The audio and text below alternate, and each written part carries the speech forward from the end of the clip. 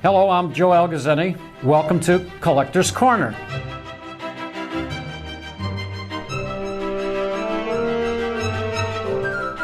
In the early 1970s, probably around late 72, early 73, at a train show or whatever, I came across an item that was broken. And it was a 3666 Cannon boxcar. The roof was probably missing. The cannon was inside. This one is a newer one.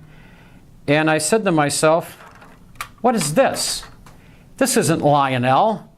And yet it says on it, built by Lionel.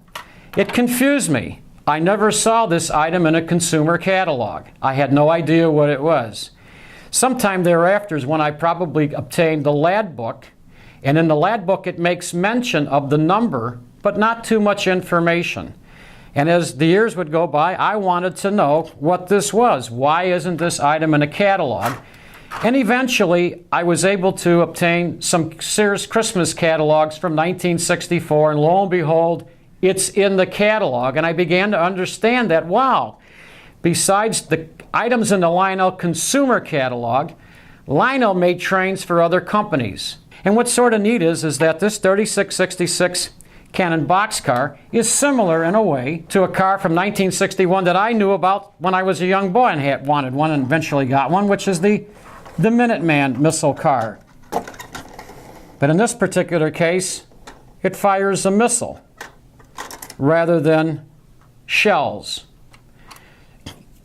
In between my research of trying to enjoy more and more with the trains, I found out that this 3665 Minuteman car eventually was manufactured by Lionel with a different color roof. The 1961 version is more of a dark blue.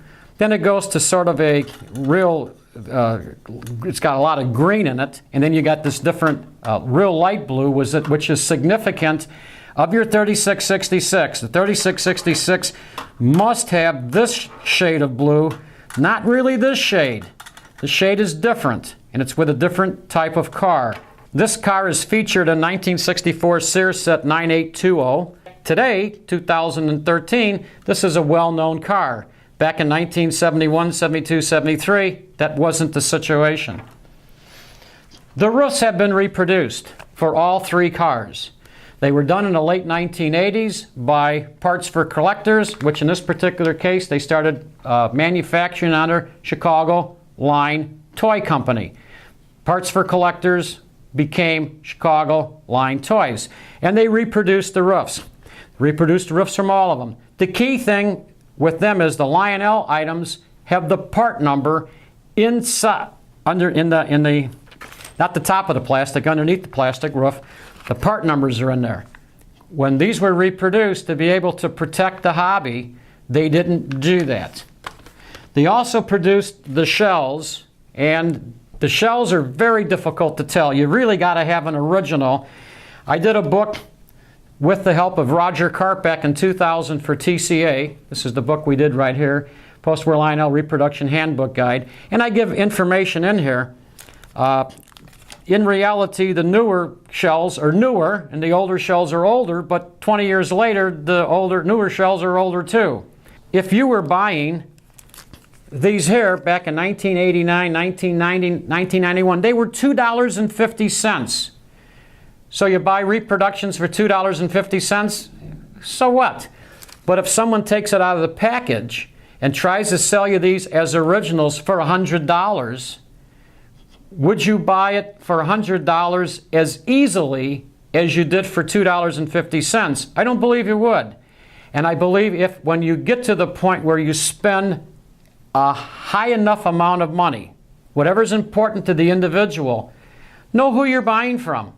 If you're at a train show, an auction, a hobby shop, and whatever it happens to be, find out who's offering these items for sale. Will they stand behind their product? And I'll tell you what, if the individuals stand behind their product, you'll know that right away. And if they don't, they won't discuss it any further with you. So this is a little something that we just try to put together. A little bit with the 3666 Cannon boxcar. It's a neat piece. It's something that back in 1972, 73, when I first saw it at a train show, and probably bought a broken one for about $5 or $6, which was no big deal then, but it was broken. And I said to myself, what is it? And it took time. It took time to educate me, and it took time for the hobby to educate the hobby. And I think that's where we're at. Lionel came out with the 3665 Minuteman car in 1961. They eventually changed it from time to time to the extent where the roof changed in color. And the tooling they used for these two cars was the same basic tooling they used for this car, except that they put in the cannon rather than the launch pad for the rocket. Although these Minuteman cars come with the original box, the cannon firing car fit in a set box because it was a promotional item, and it really only went in about 4 or 5 sets. So when you received this, it was laying in the set box with the instruction sheet, and this particular instruction sheet is dated August of 1964, explaining this particular car. Thank you very much, and have fun collecting. It's a lot of fun. I'm Joe Algazzini. Thanks for watching. Classic Toy Trains is the leading magazine in the O and S gauge hobby. Don't miss an issue. Start your subscription today by going to classictoytrains.com/sub. Thanks for watching.